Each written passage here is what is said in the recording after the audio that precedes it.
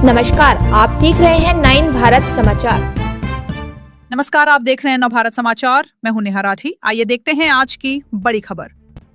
बडुगु कमजोर वर्ग आशा ज्योति पूर्व एमएलसी कल्वकुंतला कविता एक महान नेता है।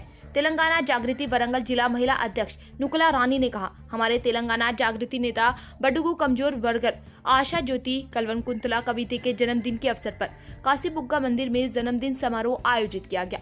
अंतर्राष्ट्रीय महिला दिवस समारोह नुकुला रानी की अध्यक्षता में आयोजित किया गया था। केक काटा गया और शुद्ध महिला कार्यकर्ताओं को शॉल देकर सम्मानित किया। जागृति नेता तिरुमाला कुचाना, राहुल भाग्य लक्ष्मी, सविता राजिथा और अन्य ने कार्यक्रम में भाग लिया। इस अवसर पर बोलते हुए नुकुला रानी ने कहा कि अनुकूल रानी एक पिघलने वाले बर्तन की तरह, मुंह में जीभ की तरह गरीबों लोगों के लिए एक सहारा के रूप में, सभी के लिए एक सहारा के रूप में, सभी के प्रयासों के लिए एक सहारा के रूप में काम करेंगे। रानी ने कहा कि कल्वकुंतला की कविता एक महान नायक है। అందరికీ కూడా సన్మానించడం జరుగుతుంది।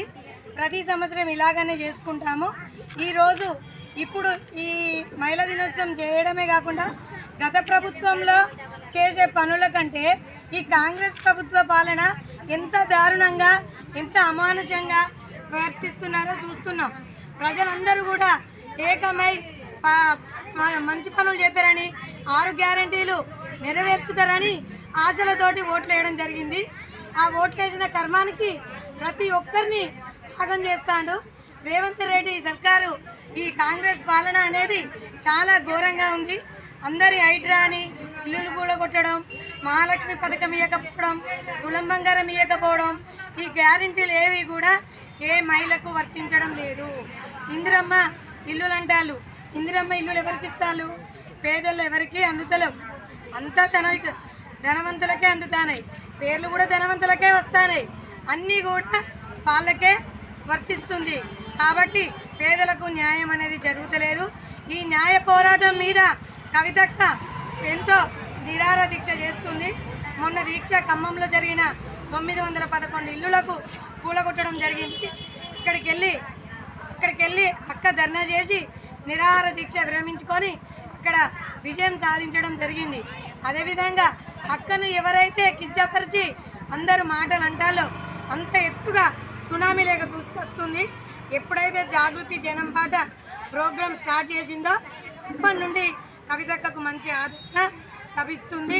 అదేవిధంగా ఈరోజు ప్రతి ప్రభుత్వం కూడా తలదించుకునే విధంగా అక్క ముందుకు రావడం జరుగుతుంది। మహిళలమందరం అక్క ఎంబడి ఉంటాం, అక్క ఆది పరాశక్తి లెక్క దూసుకొస్తుంది। కాబట్టి ఇప్పుడు వచ్చే ప్రభుత్వం కవితక్క ప్రభుత్వమే, తెలంగాణ జాగృతే ముందంజన ఉంటుంది।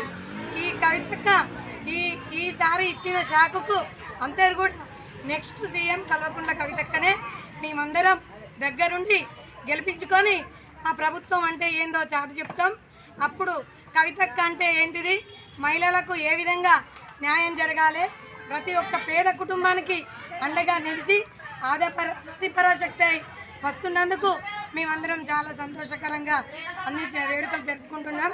మేము ఇక్కడ కూడా అక్కను ప్రతి అంచుకు పైకి తీసుకెళ్ళి మేము కూడా అక్కెంబడి అక్క అడుగుజాడల్లో నడుస్తూ అక్క ఎక్కడికి పోతే అక్కడికి మేము ఉన్నామంటూ అక్కకు తోడుండి ముందుండి మేము ప్రభుత్వాన్ని తీసుకొచ్చుకుంటాం।